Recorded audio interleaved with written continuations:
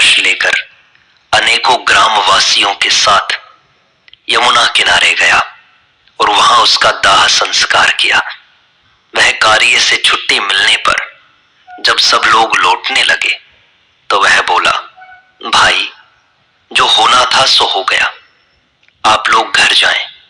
मेरे तो कल पूर्णिमा है, मुझे कल वृंदावन में श्री बांके बिहारी जी की हाजिरी देनी है, सो मैं तो वहीं जा रहा हूं।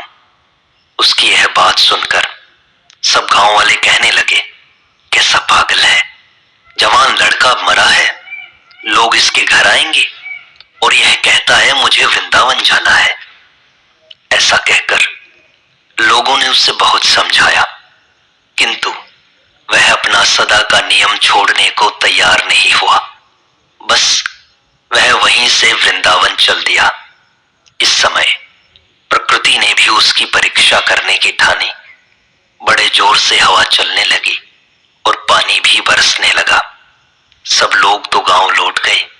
वह यमुना पार करने के लिए घाट पर आया, किंतु मल्लाह ने ऐसे तूफान के समय नाव ले जाने से साफ इनकार कर दिया।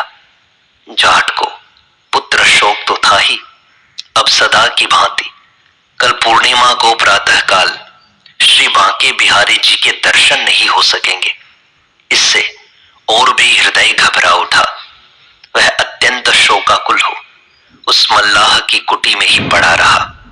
जाट प्रतिमास चतुर्दशी को ही वृंदावन पहुंच जाता था। अतः इस ओर बांके बिहारी जी के गोसाई जी ने भी रात के 12 बजे तक उसकी प्रतीक्षा की। जाट ने देखा कि वह वृंदावन पहुंच गया है। सदा की तरह वह रात्रि में ही मंदिर में पहुंचा है और पुजारी जी ने उसे प्रसाद दिया है और वह प्रसाद पाकर सो गया है। दूसरे दिन जब उसकी आंखें खुली तो उसने अपने आप को वृंदावन की उसी कुटी में पाया जिसमें वह प्रत्येक पूर्णिमा को जाकर ठहरता था।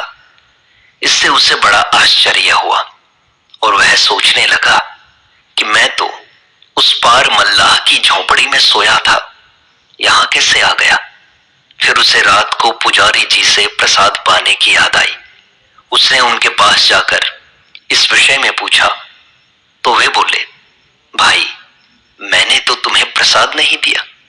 मालूम होता है यह सब बांके बिहारी जी की ही लीला है। उसने कुटिया में जाकर देखा तो वहां प्रसाद के कण और जल आदि भी पड़े थे। प्रभु की ऐसी भक्त वत्सलता देखकर वह विफल हो उठा और बोला, हाय, लाला ने बड़ा धोखा दिया, अब वह जाट मर गया है।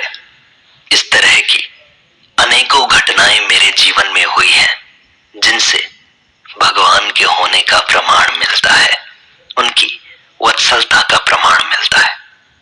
महाराज जी, सगुण उपासना सुगम है या निर्गुण?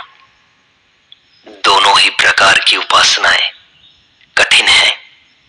महाराज जी, गीता में तो निर्गुण उपासना को कठिन कहा है। वह देहाभिमानियों के लिए कठिन है। महाराज जी, सृष्टि की उत्पत्ति साकार से हुई या निराकार से? किसी भी वस्तु की उत्पत्ति जिससे होती है वह उससे भिन्न हुआ करती है। सृष्टि साकार है, इसलिए इसकी उत्पत्ति निराकार से हुई है। तो निराकार से साकार की उत्पत्ति कैसे